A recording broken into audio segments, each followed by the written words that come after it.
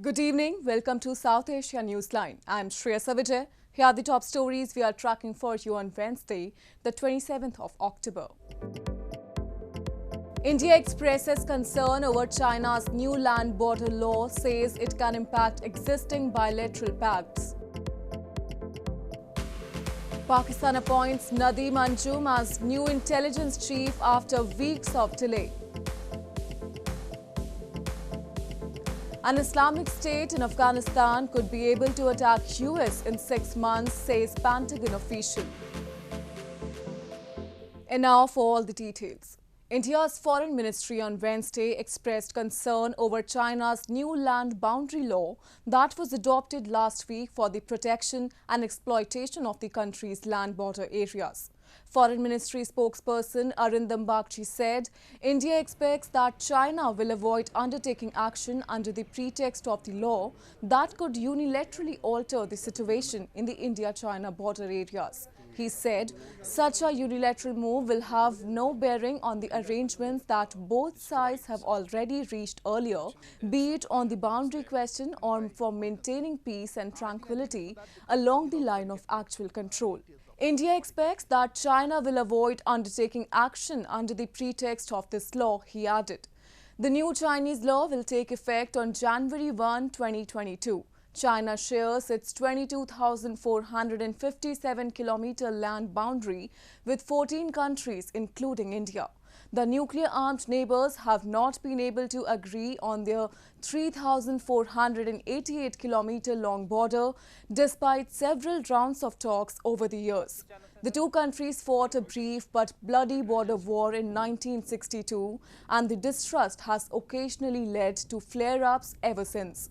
Thousands of Indian and Chinese troops have been logged in a high-altitude face-off in India's Ladakh region since last year, despite the two militaries holding more than a dozen rounds of talks to defuse the situation.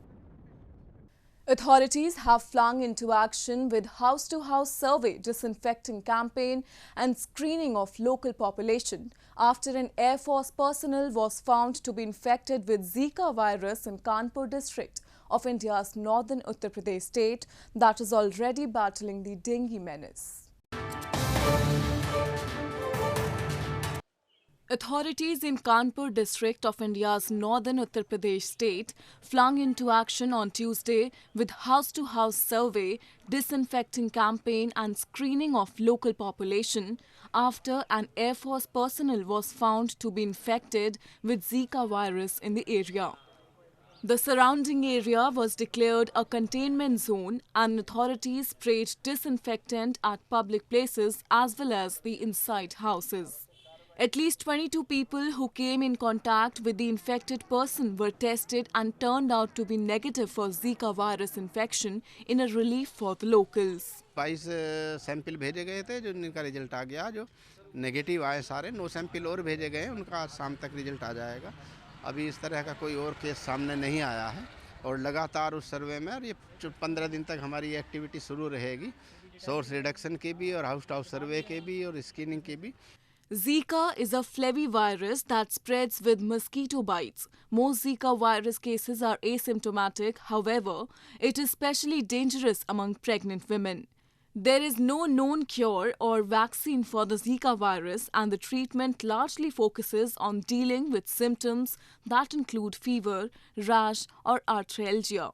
Uttar Pradesh, that is in the grip of dengue fever, a mosquito-borne viral disease, on Tuesday reported 26 new cases in its Ghaziabad district, taking the tally to 547 in October alone. Dengue cases in Indian capital New Delhi also crossed the 1,000 mark this year, with 283 fresh cases reported in the last week. Dengue fever is common in South Asia, especially during the monsoon season, and there is no specific treatment. But with early detection and access to proper medical care, fewer than 1% of sufferers die from the disease. News from Pakistan. Pakistan's Prime Minister Imran Khan has finally approved Lieutenant General Nadeem Anjum as the new head of spy agency ISI. The announcement came after weeks of delay, which had earlier raised speculations that there is a rift between the civil and military leadership. Pakistan's Prime Minister Imran Khan approved Lieutenant General Nadeem Anjum as the new head of spy agency ISI, the Inter-Services Intelligence, on Tuesday, after a final consultation with Army Chief General Qamar Javed Bajwa. The announcement, which is done officially by the Prime Minister's office, came after weeks of delay after Anjum's appointment by the army, raising speculations that there is a rift between the civil and the military leadership. The head of the ISI is one of the most important posts in Pakistan at the intersection of domestic politics and Pakistan's foreign relations. The appointment comes as regional players try to stabilize the security and economy of neighboring Afghanistan after the Taliban takeover. Pakistani authorities, including the ISI, have long been accused of having links with senior Taliban members and offering them safe haven, charges vehemently denied by Islamabad. In recent months, the outgoing ISI chief Faiz Hamid has made 2 known trips to Kabul to meet Taliban officials, one of them this month with the country's foreign minister. Moving on, scores of locals recently held a protest over prolonged power outages across Gilgit-Baltistan almost every day despite paying up hefty bills. They blamed negligence by the Pakistani authorities to provide them even basic amenities and accused Islamabad of meting out a stepmotherly treatment to the illegally occupied region. Frequent power outages have continued to disrupt lives of people in the illegally occupied region of Gilgit-Baltistan.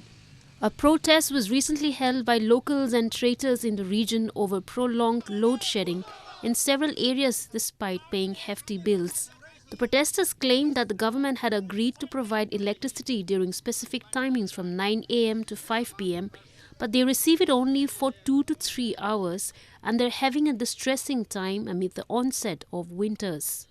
और यहाँ अगस्त के महीने से notice दिए गए हैं, ऐलानात करके गए हैं, कोई आलात इस्तेमाल नहीं करेंगे, हीटर इस्तेमाल नहीं करेंगे, गीज़र इस्तेमाल नहीं करेंगे, ठीक है, कोई इस्तेमाल नहीं करेगा, बिजली होगी तभी इस्तेमाल नहीं करेंगे, आपने बिजली ही नहीं दी है। हम हक मांगने के लिए आ गए हैं और हम अपना हक ले लेंगे। हमारे साथ बहुत बड़ा जुल्म है, हमारे साथ जुल्म इस तरीके से है कि इस वक्त गोपस में बिजली है, यासीन में 4 बिजली घर होने के बावजूद हम अंधेरे में हैं। Locals in Gilgit-Baltistan have time and again accused Pakistan of meting out a stepmotherly treatment to the illegally occupied region, failing to develop the infrastructure and leaving them high and dry. A top Pentagon official has sounded alarm that the Islamic State in Afghanistan have intent to conduct external operations in 6 months, including against the United States. In a testimony before the Congress, Colin Kahl said it was, however, still unclear whether the Taliban has the ability to fight the militant group effectively. The US intelligence community has assessed that Islamic State in Afghanistan could have the capability to attack the United States in as little as 6 months and has the intention to do so, a senior Pentagon official told Congress on Tuesday. Colin Kahl, the Under-Secretary of Defense for Policy, during a testimony before the Senate Armed Services Committee said it was still unclear whether the Taliban, which took over Kabul in August, has the ability to fight Islamic State effectively. He stated that Al-Qaeda also posed a more complex problem given its ties to the Taliban. This comes as Washington post-withdrawal has no agreement yet with countries neighboring Afghanistan to host troops for counter-terrorism efforts. ISIS-K and al-Qaeda have the intent to conduct external operations, including against the United States, but neither currently has the capability to do so. We could see ISIS-K generate that capability in somewhere between 6 or 12 months. I think the current assessments by the intelligence community is that al-Qaeda would take a year or 2 to reconstitute that capability. And as you said in your opening, Senator, we have to remain vigilant against that possibility. This month, the Islamic State claimed 2 suicide bombings at mosques in Afghanistan, both targeting the minority Shiite sect, which killed more than 100 people. Acting Foreign Minister Amir Khan Muttaqi of the new Taliban government has said the threat from Islamic State militants will be addressed and Afghanistan would not become a base for attacks on other countries. It's been more than 2 months since the Taliban took over Afghanistan. older girls are still not back at school. There are no women in senior positions in the new government. And the Taliban have said women will only be allowed to work in a small number of jobs. On Tuesday, a number of Afghan women took to the streets in Kabul, demanding their rights to education and work under the Taliban regime. A group of women marched through the streets of Afghan capital Kabul on Tuesday, demanding their rights to education and work under the Taliban regime, while urging their voices be heard by international community. The group held placards and chanted as armed members of the Taliban escorted them.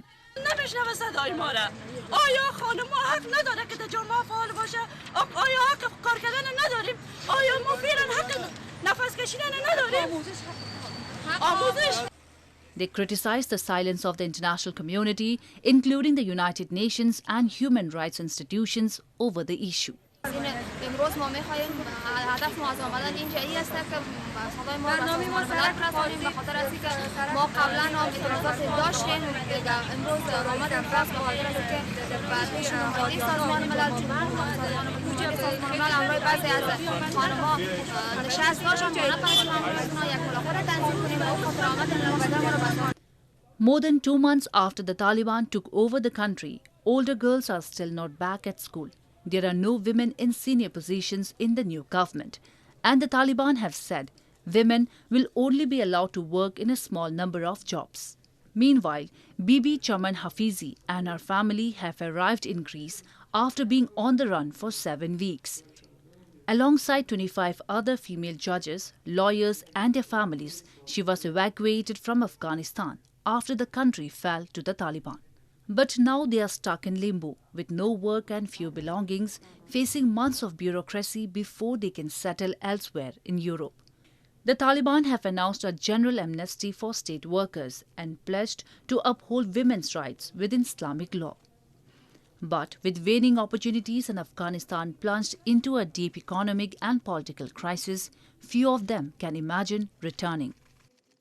A cricket bat manufacturer in India's Jammu and Kashmir is rejoicing as the Kashmir Willow bats from his sports company are being used by the Oman team in the ongoing T20 World Cup cricket tournament. He hopes this will boost the industry in the Kashmir Valley, which is home to the hundreds of willow bat manufacturing units. A cricket bat manufacturer in Anantnag district of India's Jammu and Kashmir is elated as the locally made Kashmir willow bats by his sports company are being used by the Oman team in the ongoing T20 World Cup cricket tournament.